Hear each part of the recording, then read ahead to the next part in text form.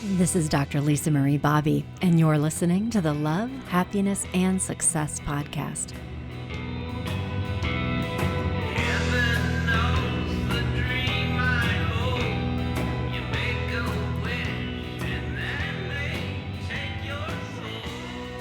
You make a wish, and then they take your soul.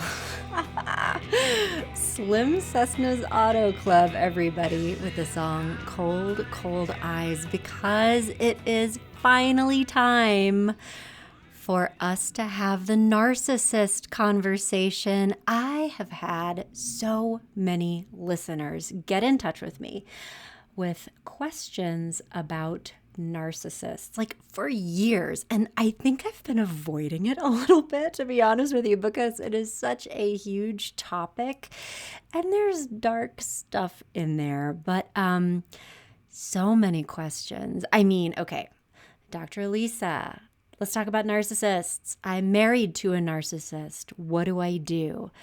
Give me more information about the narcissistic abuse cycle, Dr. Lisa, or what about loving a narcissist? What do I do if I'm in love with a narcissist? I've had questions about codependent narcissists, understanding narcissists. A great one that came through Instagram not too long ago. Looking at you, I think it was the Dr. Lisa Marie Bobby Instagram account was, how do you tell the difference between ADHD or narcissism? Because they can look sort of similar at first blush, So great questions. Questions about being in a relationship with a narcissist, co-parenting a narcissist. Does therapy work for narcissists? And my very favorite one, Dr. Lisa, do narcissists cry? The answer is yes. Narcissists do cry. They cry tears of self-pity primarily, but we'll talk more about that. So anyway, if you are one of the many who has left questions for me about narcissism, or anything else, either on the blog at growingself.com in the comments section, or through Instagram at Dr. Lisa Marie Bobby, at growing_self on Instagram, through Facebook, or we even get emails about this kind of thing sometimes.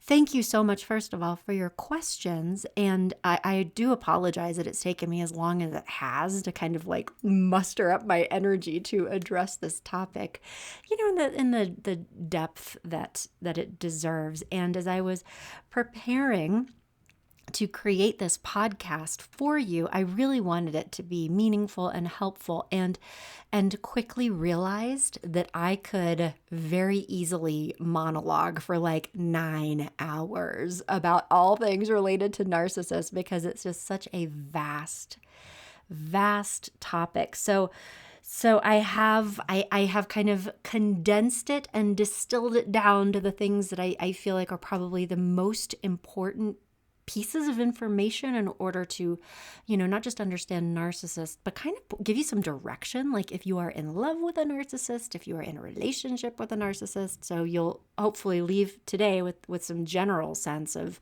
what's going on and what you can do. But also just we'll say out loud that this podcast is in no way intended to like meet all the needs that you have related to this.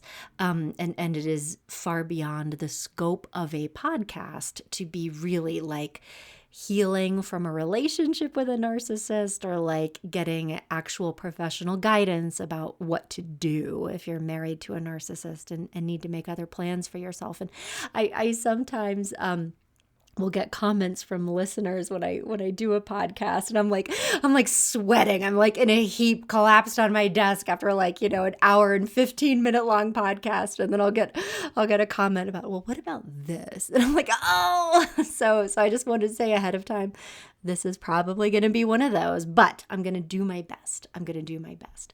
And the very first thing that we need to do is to spend some time understanding narcissists. And when you kind of look at someone from a distance, especially somebody who's a narcissist, who may actually be behaving outrageously, like on a surface level, they don't make sense. But I can assure you that if you really understand how they work and what they need and sort of what is important to them, it really does make a lot of sense.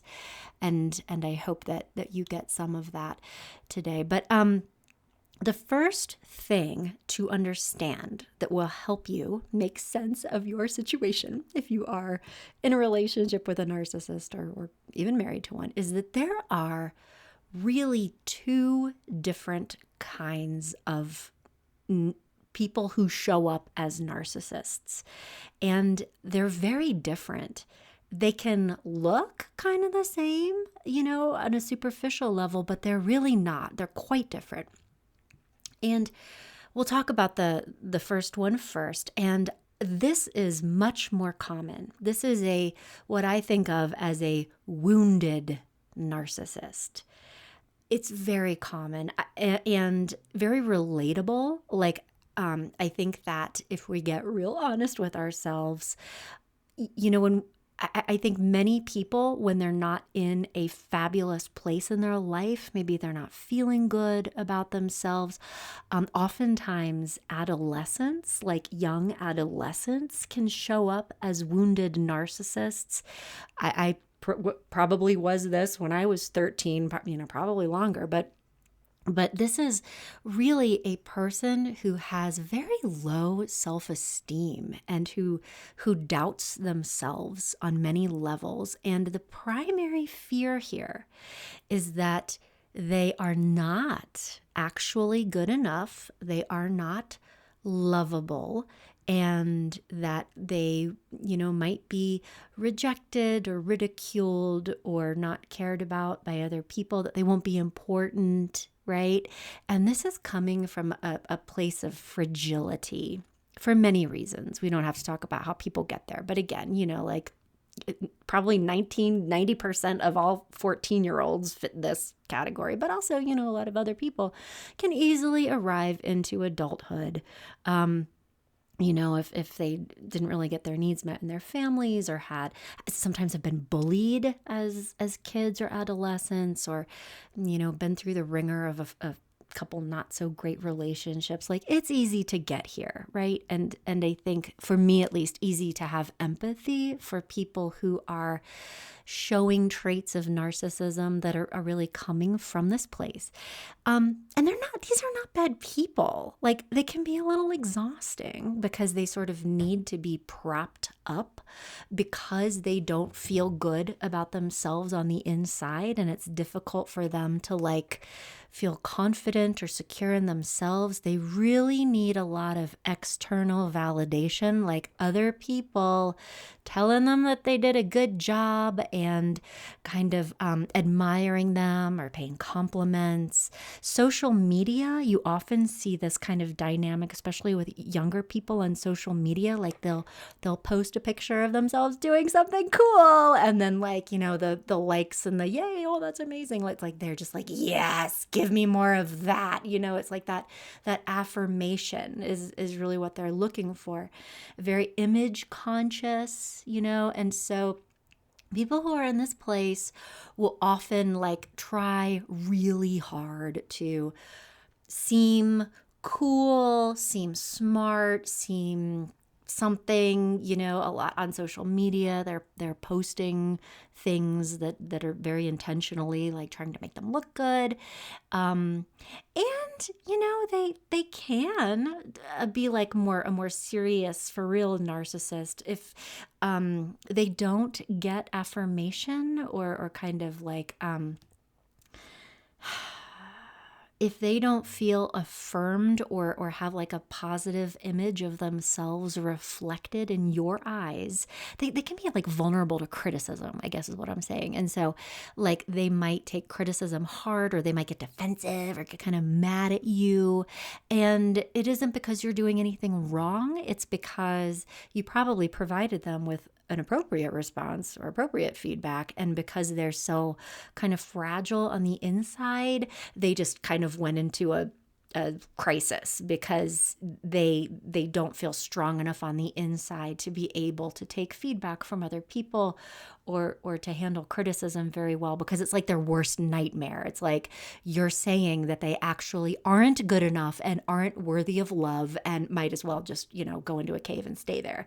Not that that's what you're saying, but that's sort of how it can feel emotionally to people who are very fragile in this way. And really, it's just because they don't feel good about themselves, and they don't know how to help themselves feel better themselves. It's like they have to outsource it. Somebody else has to make them feel good about themselves. It's kind of the simplest way.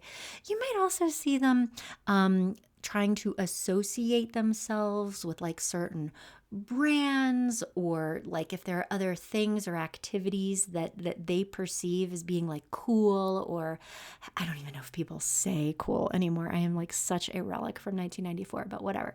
But like, things that other people hold in high esteem, they might try to associate themselves with that, so that some of that, like if they're really good at a particular game or sport, or like know everything about a band, the other people think is cool. It's like that's sort of a way to help themselves kind of feel better. And the good thing is that this is a kind of almost narcissism light that can be worked on. Again, it can sometimes even be a developmental stage for people who are kind of coming into their own power as adults, right? And even for people who are, in their 20s or 30s or 40s or beyond, who need to do this work, it is possible, and what it involves is really having productive conversations with someone who understands the dynamic here, that are focused on helping people talk about how they really feel about themselves, what they fear, giving a voice sometimes, I think, to the anxiety that they feel in relationships, and being able to say, I'm worried that people won't like me for me, or that I'm not good enough, or it's hard for me to trust that I won't be rejected by someone, just if I am myself. And so it's like this sort of, I think of it as being like a journey to authenticity, because the first stop is somebody being able to articulate these kinds of vulnerable feelings to someone like me, or like another therapist on my team here at Growing Self. It's like totally safe place, and be able to say, this is how I feel, and to be able to do some work around, it makes sense why you would feel that way. A lot of people feel that way sometimes. What have these feelings led you to do in your life and in your relationships? Like, how do you try to make yourself feel better when you feel like this? And they might say, well, this is when I spend 3 hours trying on everything in my closet before I go out to meet people because I really want to look extra good, or I spend too much money on clothes maybe, or I have made decisions to like try to impress other people, or I probably come across as kind of fishing for compliments.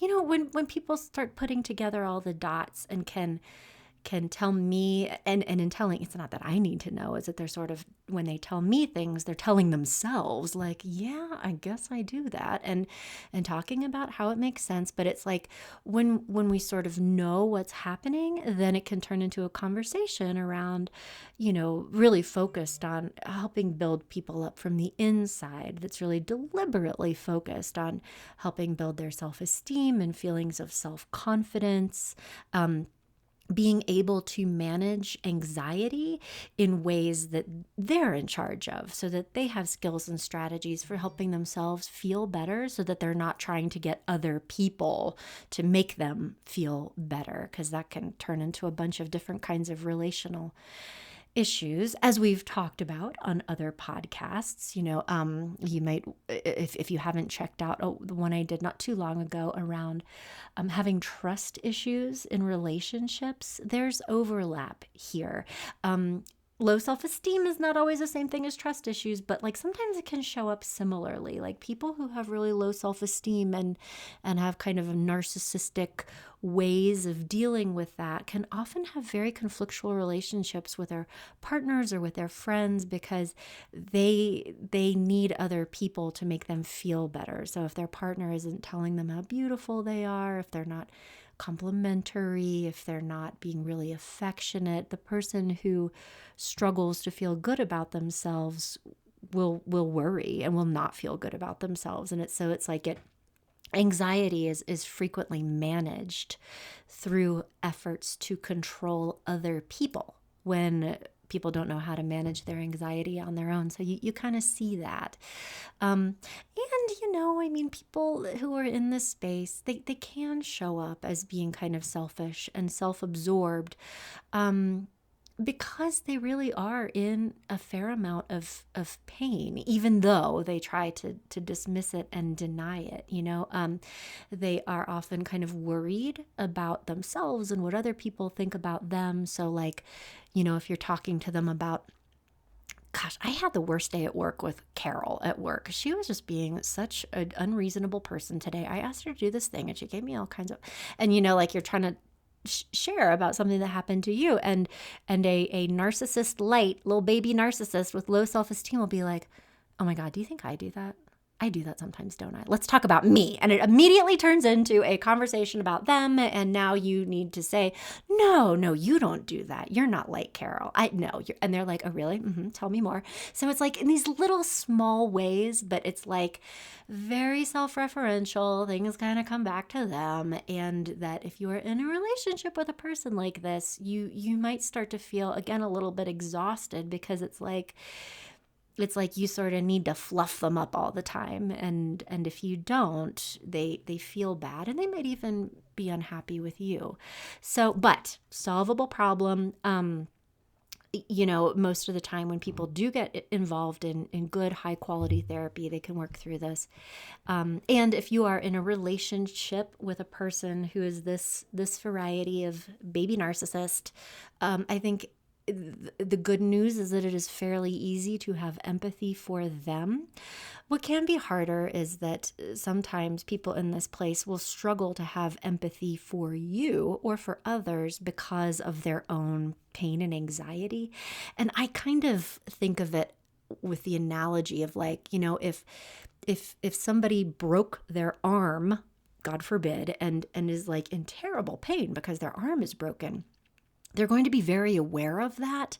And like, if you in that moment want to talk about, let me tell you about this day that I had, blah, blah, blah, they're going to have a hard time focusing on what you're saying and what you're feeling because their pain is so intense at that moment, it is going to be distracting them.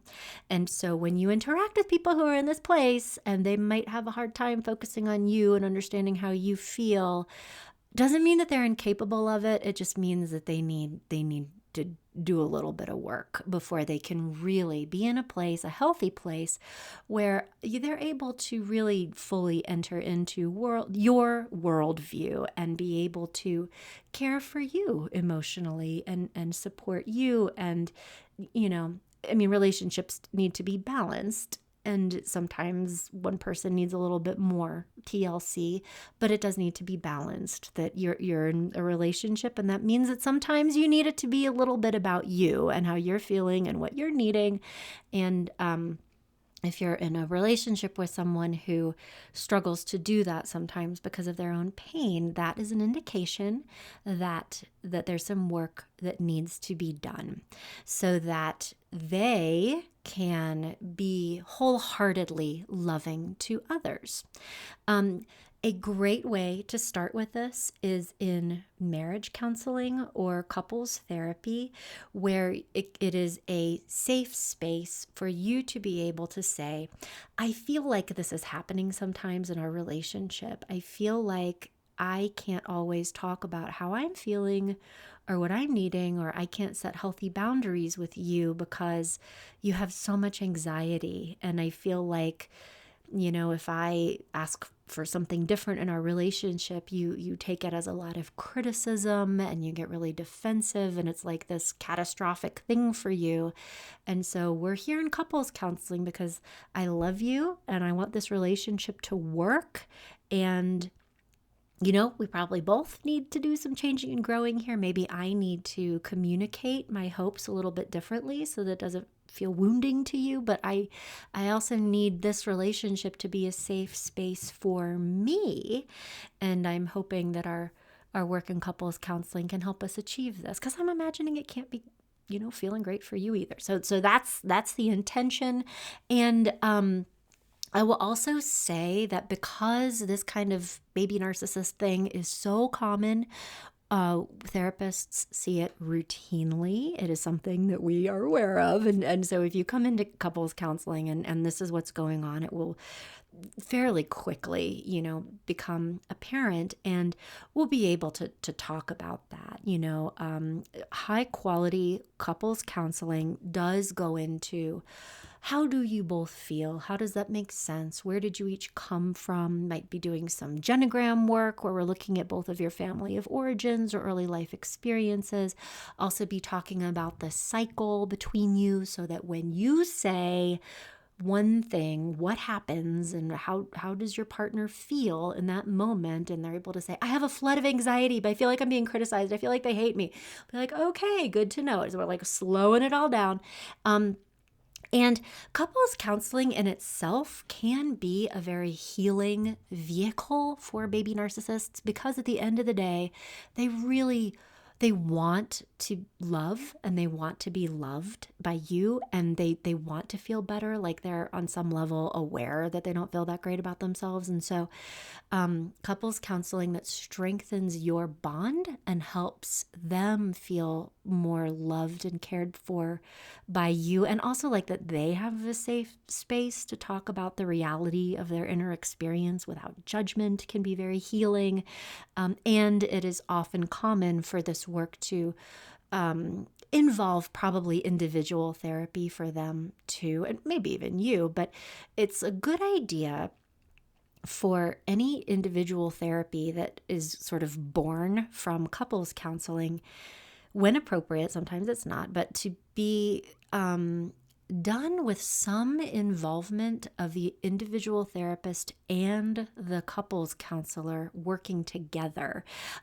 Here at Growing Self, we frequently do that, and it's very above board. We make sure that we have like signed releases in place so that it's okay that an individual therapist can consult with a couples therapist without explicit permission. We do not do that at all, because it's unethical to do that, because sometimes there really does need to be boundaries between what's happening in couples counseling and what's happening in individual for many reasons. But one of the risks of a baby narcissist getting into individual therapy is that because their worldview is very much in like pain and shame, and they can feel very helpless against this, it can turn into a situation where they're kind of complaining to their individual therapist about all the ways that you're being mean to them, and all they wanted was for you to just tell them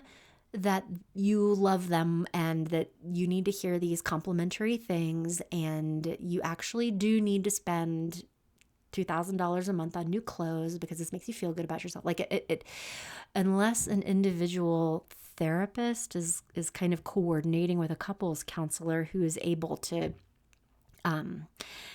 convey both sides of the story here, particularly individual therapists who do not have a background in systemic or couples work, it can not be productive. Let me just say that, because it turns into the client complaining about their partner, and it is not focused on, yeah, I have a lot of anxiety and I try to control my partner in order to manage that anxiety. That's not the conversation. It's like, let me tell you about the 57 ways that my partner disappointed me this week. So that's one reason that it's a really good idea to have coordination, because it just keeps everybody honest, and it keeps, I think, the work more focused and productive, which really is another reason why couples work can, I think, be more productive than individual work, because it's fairly easy for people in individual therapy to hide.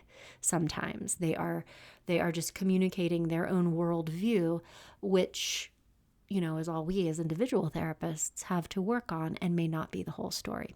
More about this in our next segment, because now we are going to talk about malignant narcissists. And this is a really very different thing from what we were just talking about with the wounded narcissists. Again, can show up as being selfish and self-centered, but when you kind of crack in, it's anxiety, it's maybe an anxious attachment style, or even an avoidant attachment style, trust issues, low self-esteem, and those are solvable problems. Malignant narcissists are different. Malignant narcissists, and like this would be what I think of is like a real deal narcissist that is consistent with what is, a personality disordered individual as outlined by the DSM-5. And these people, I am, not happy to say, but unlike a wounded narcissist, they really do believe that they are better than you. They are superior to you. They are more deserving of things than you are. Rules do not apply to them. And if you kind of really peel the onion and go back in their life, which is hard to do, I've tried, you will find not even wounds, but often that they did not get their needs met, often in earliest childhood. So there's a reason why, and we can still have empathy for them, but they don't perceive themselves as having a problem. They are more psychologically healthy than most people, and we'll be happy to tell you all about that. And you will recognize them because of their deep and persistent lack of empathy for other people, that it doesn't really matter what other people might be feeling or needing, because whatever's happening with them is much more important. And it isn't due to pain. It's due to this no, I am actually more important than you are, so I should go first in line. I was actually once in a very long line at an airport, standing in line. The flight was delayed. There was weather. I don't know. This guy tapped me on the shoulder and was like, "Can I get ahead of you? Because I have a first class ticket." I was like, "Well, at least you asked, I guess," but no. So it's like, and I don't know what might have been going on with him, but it's sort of like that level of entitlement.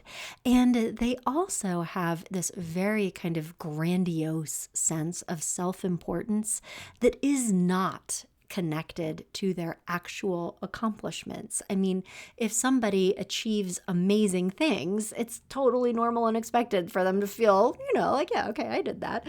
But so people with real malignant narcissistic personality disorder will have this grandiose sense of self-importance, and will expect to be recognized as superior without it being tied to, yeah, I actually am a neurosurgeon.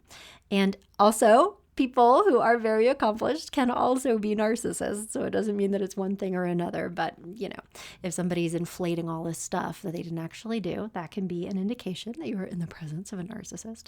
And they also have a lot of fantasies about like unlimited success or perfect love can be a fantasy for a narcissist. Like when they finally meet the right person who's good enough for them, they're going to feel this perfect love and everything will be all better, and they just haven't met the person who can be their amazing match yet. The people that they're dating are not good enough. They're not the one, and when they do meet the one, it's all going to be different.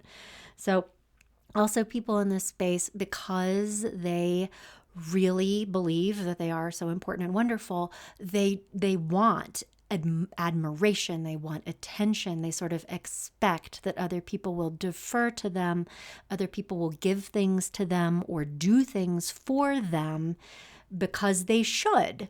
because, I'm me, right? And so there is this, oftentimes goes along with it, a lot of callousness around other people, or even like not noticing that other people have feelings at all. They will not take any sort of criticism because they are above reproach in all regards. They will blame others for things that go sideways. They often, interestingly, tend to feel quite envious of other people. So if you show up with a new car and it's like, only idiots buy black cars because they get all scratched up. And let me tell you why that was terrible. And it's like there's this envious sort of like, thing from a narcissist, as opposed to somebody who's like, cool, that's awesome. You guys are doing so well. Congratulations. Like they can't do that. And also have a very difficult time, like giving other people credit. Like if they have done something, or yes, you made it through medical school because your parents paid for you to do that, and you lived in their house and you had all these people to support you, and who's looking after your kid while you're doing all these amazing things. It's like there's no kind of thought that they have been able to achieve amazing things because there were a lot of people working hard to support them and help them, or like if they're in a team where people are brainstorming ideas, it will be their idea. It's difficult for them to give credit to other people. If this is triggering sparks of recognition in any of you, for people that in your orbits, either personally or professionally, first, I'm sorry, because this is difficult. I mean, these are hard relationships. And they're also fairly rare, actual serious for real narcissistic personality disorder. I mean, I've seen research indicating that it's 0.5% of the population is consistent with what I'm sharing with you. There aren't these people running around all over the place. I mean, 0.5% of the population is still a lot of people, but, compared to most people that you interact with, like it's unusual. I have met narcissists in my role and in my practice that are this, but again, very infrequently, because they don't show up for therapy because there's nothing wrong with them, right? And that's sort of the way they perceive themselves. And they're also like oftentimes just quite exploitative. They will use other people. They will take everything from someone else without any consideration for the other person's feelings. And they do have feelings, again, but primarily self-pity. They will strongly feel feelings of sort of sadness for being mistreated, being treated unfairly, and not being given the special pass that they really believe they are due. They feel like they're being attacked by people. And so this kind of like angry feeling, and they will feel anger. And sometimes they can feel depressed in a way when the world that they're living in is not in alignment with how they think it should be in terms of their success and people loving them and admiring them, and doors sort of magically opening and things being easy. Like if they're getting feedback from the world that they're not actually that fabulous, it can sort of send them into a spiral. So anyway, there's that. I could go on, but it's it's too depressing. It's hard. It's a hard personality.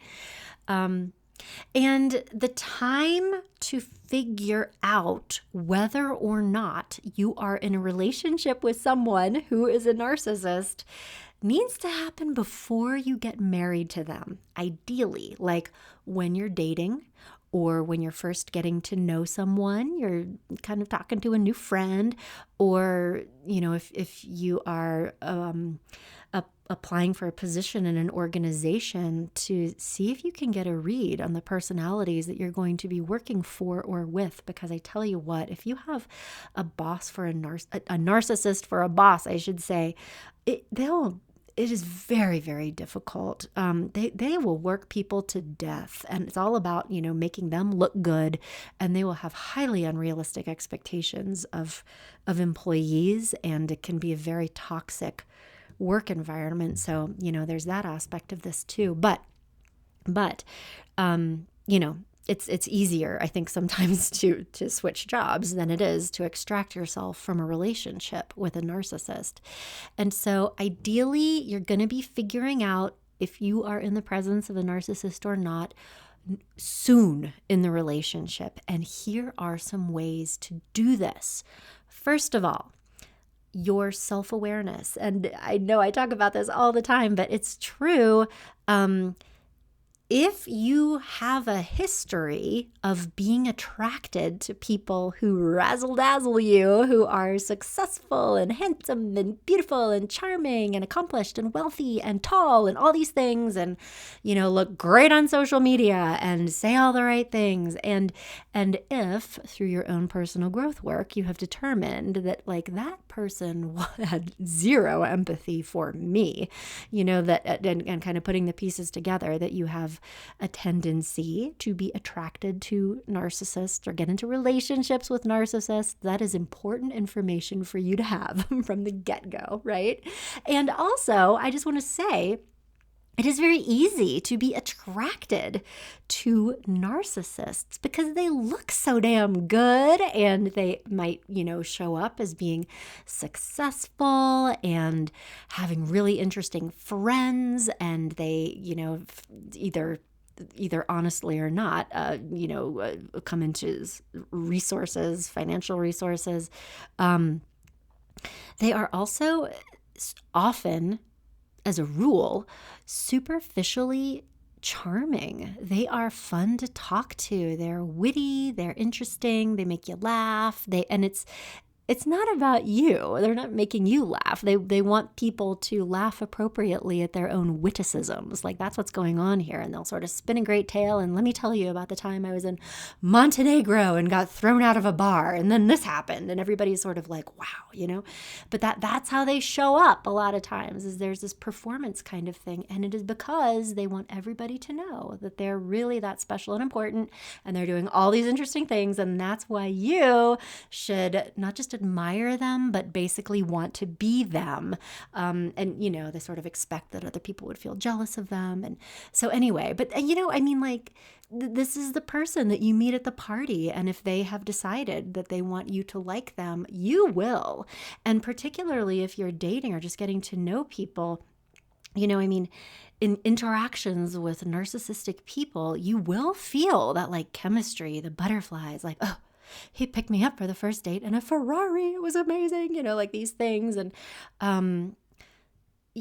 that's why, and you've heard me harp on this a zillion times, but that is why feelings of chemistry and butterflies are not reliable sources of information about who will make a good partner for you, because you are much more likely to feel the feels with a narcissist than you are the kind of quiet guy who's nice and appropriate and sort of humble, that drives a Chevy. You don't feel the same things. And the kind of calm, quiet guy, he would be a wonderful partner, would have empathy and care about you and able to, listen and be a partner, and on so many different levels, be a good parent. And when you get to know him, he is actually fun to talk to, and probably you would have a great time if you guys went to Montenegro together. So it's they don't have that leading razzle dazzle edge. So it can be easy to miss that. Or if you expect to feel that, maybe you wouldn't give more quiet people a chance. Also, something to know about narcissists, and this is not in the DSM, but this is just sort of, what I've found over the years, and I think is kind of the common knowledge piece of this, is that there's this love bombing experience is what it's called. So in an early stage relationship with somebody who has narcissistic tendencies, they are sweeping you off your feet. Because they are the hero of their own movie and have, this idealized rom-com notion of themselves, they will be fun and charming and throwing pebbles at your window at 1:00 in the morning and get into the Ferrari. We're going to Montenegro, that kind of thing. And you're like, wow. Or, just all this stuff. And they're telling you how much they love you and how amazing they are, or you are, and all of these things, because it's sort of hooking you in. because they're really wanting to know that they make you feel all these amazing things. You are swept off your feet because they are so irresistible, and you are just would do anything for them because they do have that impact on people. So like, even though it feels like it's about you, it is not about you. It is about them attempting to make you feel certain things that make them feel good about themselves. Now, you will also tip their hand many times because they will talk extensively about themselves and their own life and their own interests and their own things, kind of just going to that back to that basic expectation that of course everybody is so interested in everything that I have to say right now because I am so smart and interesting. And so they will just go on and on and on, not ask you how you're feeling. They don't care, and in their stories, you will hear a lot about how they are powerful and important and all these, people that just weren't quite good enough for them, in their appearance. They spend sometimes a lot of money they don't have on the acquisition of things that sort of prop this up. Or, interestingly, and I think over the last decade probably, there's a certain subset of narcissist who has eschewed all things commercial and so like they're living in this little cabin by themselves that they have lovingly built with their own two hands out of reclaimed barn wood, and they are felting things from the alpaca that they raised by hand. But it's not just any alpaca. This is a Peruvian silver alpaca. And did you know that there are only 3 of them in the world? And I rescued one of them from it, and it's like that kind of thing, that it doesn't have to be about brands and diamonds and stuff. It can be, somebody who's very pleased with their organic farm. It can take all kinds of forms and formats, and not to denigrate a lot of very nice, appropriate people doing organic farming who are into alpacas. Like, I don't even know how we got here. Okay, I'm getting back on track, but you know what I'm saying. And so, but it's like when you talk to them, they're sort of the hero of their own movie, and they can also often feign empathy really well. They are quite manipulative, and they do know what to say, so that when you start crying, they will hand you a thing. Oh my gosh, that must have been so hard. They'll say the right thing sometimes, but it's not like attached to a real emotion. It's like they know that they should say that, so they're saying that because they want to be perceived as a nice person. So there's this calculation thing. But when you talk to them, in addition to their sort of being the star of the everything, they're the victim. If they talk about their lives and their experiences, sooner or later, you're going to hear about how people were mean to them and they were fired by this boss who was terrible and didn't appreciate their talent. And, they will feel very angry at other people, and it will always be justified. And they may also have stories of like revenge, and let me tell you what I did to Jerry in accounting when he brought me tuna salad instead of chicken salad. Ha ha ha. Like, and they'll tell you stories where they're sort of like showing you that they are capable of sometimes even ruthless behavior. So just, ask questions and listen. And I will also tell you, if you are getting to know someone, I think it is a fabulous idea to do a little bit of testing, and like a real test. And so with a narcissistic person, the test is to make them uncomfortable and see what happens. So when they say, I got up at 4:45 this morning to go paragliding, and as I was soaring through the sky, I saw a peregrine falcon, and we soared in tandem, and we had this mystical moment. And you're like, okay, well, so anyway, when I was at work today, let me tell you about Jerry from accounting. So if you do that kind of thing and just sort of like don't notice or pay attention or something to what a narcissist is trying to tell you in that moment, they will get mad at you for not being like, but what about the peregrine falcon? Like they really want to have that amazement from you. So withholding compliments or praise, when they're trying to be the center of attention, like, in a subtle way, taking the attention away. Like, oh, that's so funny. But let me tell you about this time that I was in a hot air balloon and then, like whatever, and just see what they do. Because a real narcissist will be very upset with that. Also, if you ask them to do something that they don't want to do, particularly if it's something that is beneath them, is there any way you could just stop by the store and get this for me, or run this errand, or pick up my dry cleaning, get me coffee, like whatever it is? Unless they're in this place of like, yes, I'm your hero and I sure will get you a latte and I'm going to come back with all this other stuff too and you're going to fall out of your chair. Like if they're not in that space and they're like, what, am I your coffee boy? Like that kind of thing.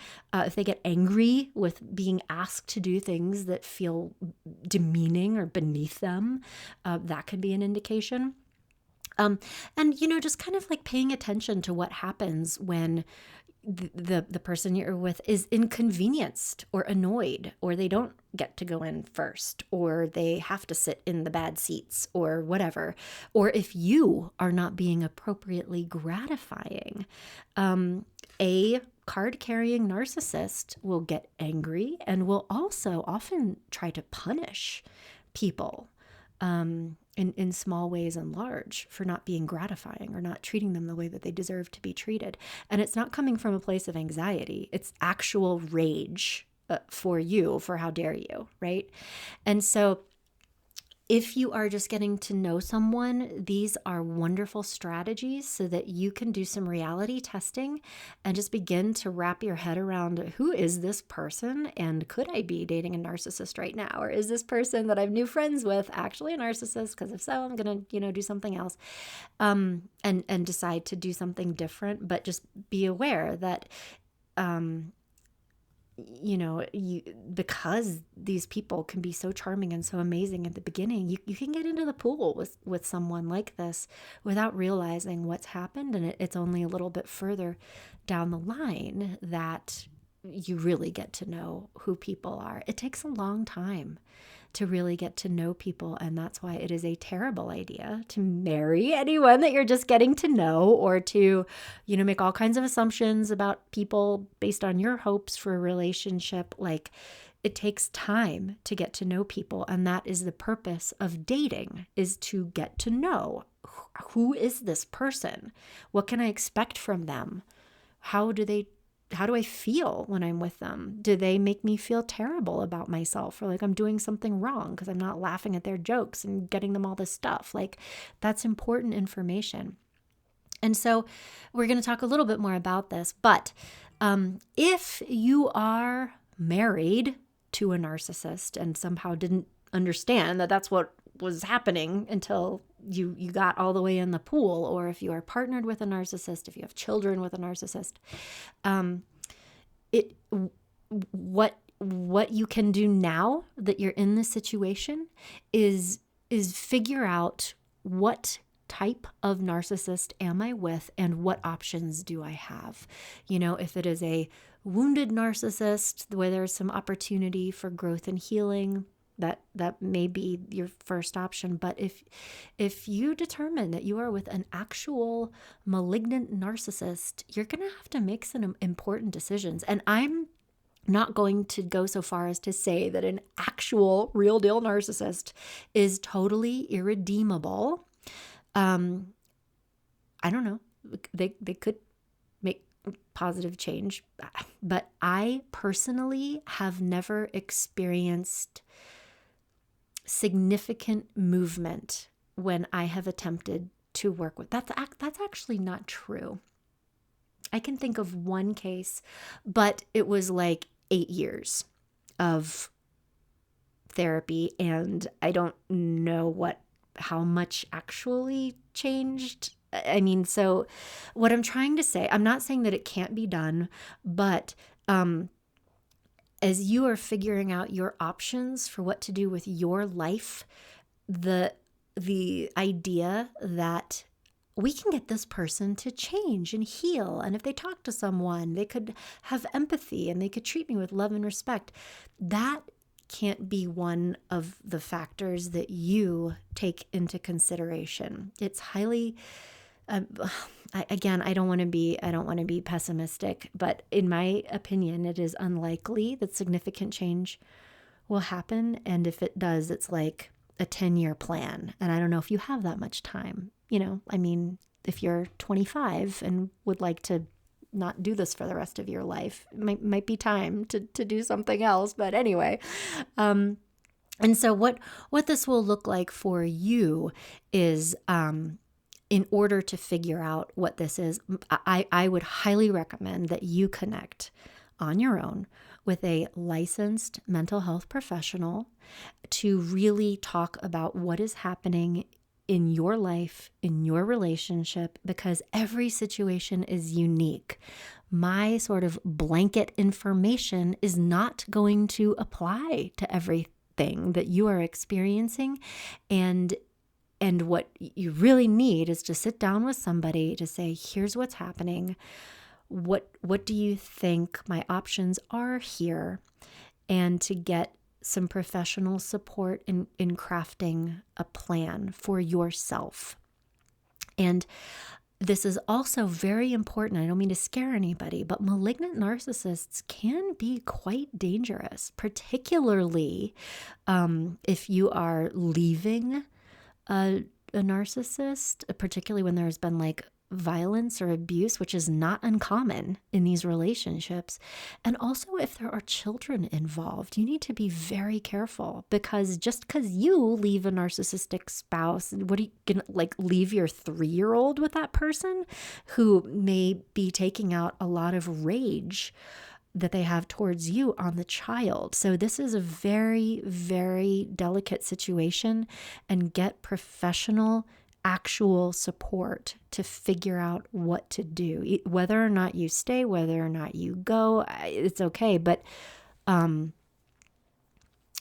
just listen to this podcast or read some blog articles and think you have it all figured out, because there's a lot here. So that's my official disclaimer. I don't know if that's helpful or not, but that's the truth. Like, people will leave a question in the comment section of a blog and be like, I'm married to somebody who's a narcissist. What do I do? So that is the answer, is get professional help. And this sort of goes into the secondary piece of this. And I hope this is okay for me to say. I'm all honest with you. You cannot have a healthy relationship with an unhealthy person.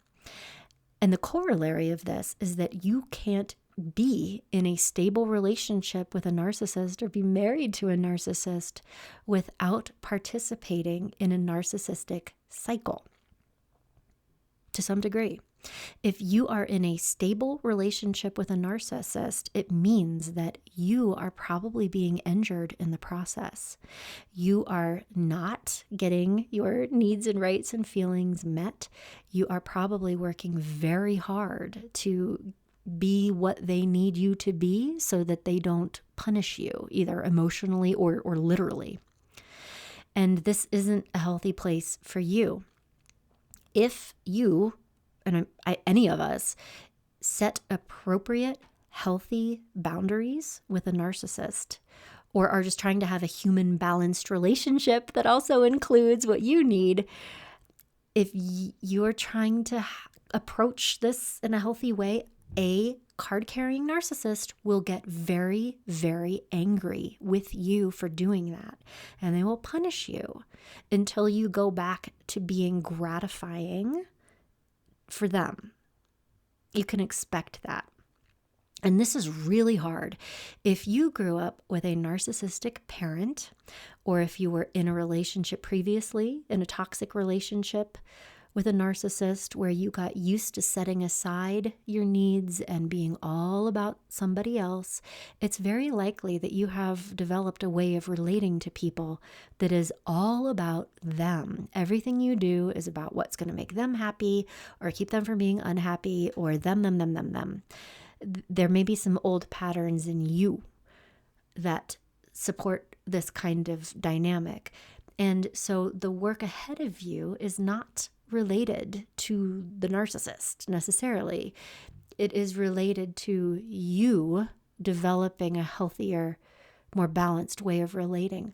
Because if you have a natural inclination to take this sort of, how may I serve, or let me laugh at your jokes and make you feel good about yourself in your relationships, you will find yourself trying subconsciously to be perfectly gratifying and to not talk about how you really feel or what you really want. And you will try to earn love and affection by being perfect. And any displeasure your partner has, it will be your fault and it will be your problem to fix, and just a sign that you need to try harder. When they get mad at you for whatever it was, you're like, oh my God, yes. Okay, I can do better. And it's like a lot of energy into trying to fix yourself. And it's sort of, but you have to understand that this whole engine runs on this basic idea of, if I could be perfect, then I will be loved. I will have empathy. I will be seen. They will care about me if I could only earn this. And what I am saying to you is that is not true. If you are married to a narcissist or in a relationship with a narcissist, it doesn't matter how good you are or how much you do. They will not love you because they cannot love you. And this is hard, I think, to take on board, because it goes back to that, what I was saying is that you have to figure out your options. Because if we take away you figuring out how to be good enough to be loved, if that's no longer a path, what do you want to do with this, right? Anyway, that is for you and your therapist to figure out, not for me. But I will also say, I have seen something else related to this. If you have this way of relating that is sort of, you are kind of if there was a psychoanalyst in the room with me, they would call it a narcissistic supply source, because you are being the affirming, gratifying person. If you have a pattern of doing that in relationships, you are likely going to subconsciously do that in relationships with anyone, whether or not they're a narcissist.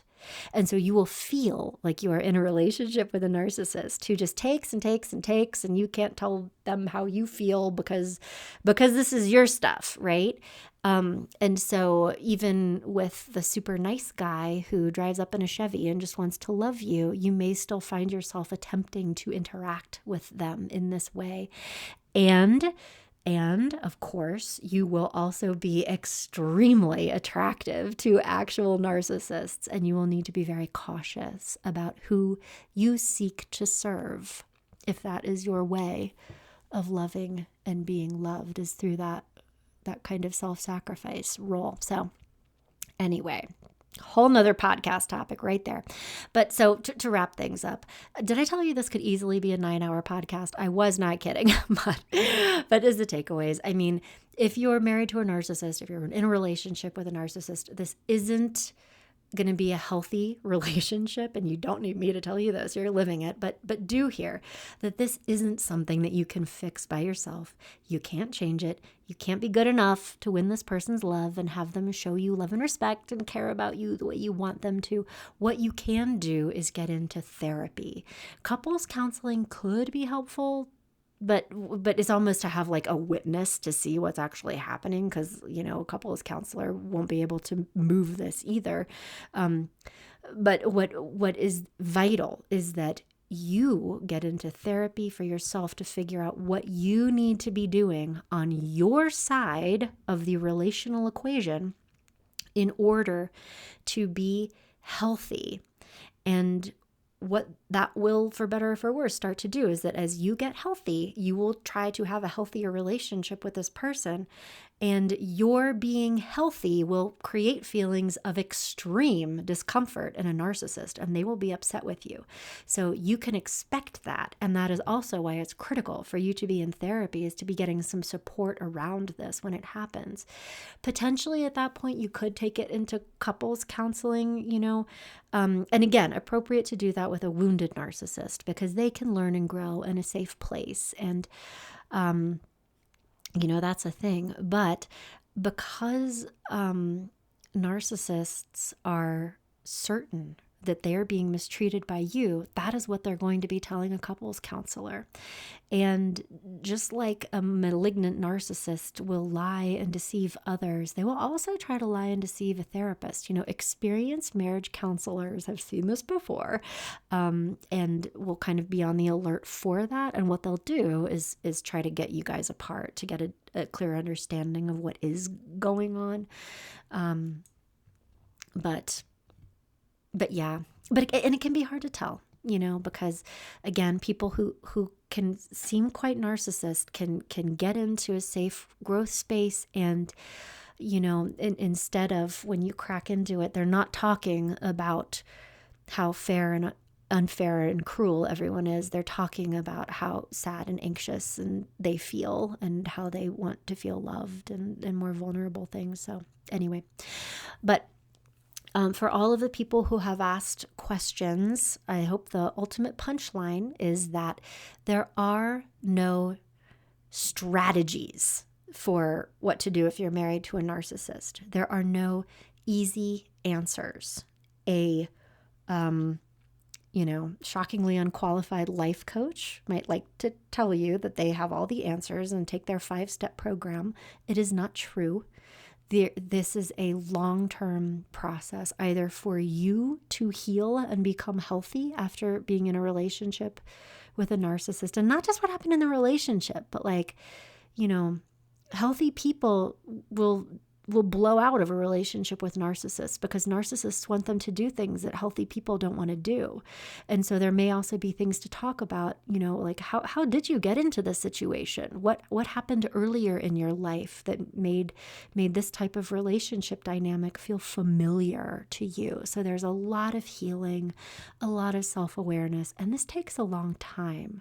There are no strategies to just achieve this miraculously. It's a lot of work, and deep work. And if you are currently in love with a narcissist, your happiness needs to not be dependent on anything that other person is doing or not doing, because that is not under your control.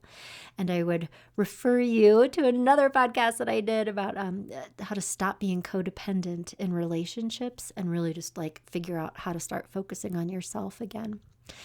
And if you are in a relationship with someone who is either a real narcissist or a baby narcissist, or has narcissistic tendencies, growth and healing is possible on their side, particularly for the wounded narcissist. But it is also a process that is going to take time, often years.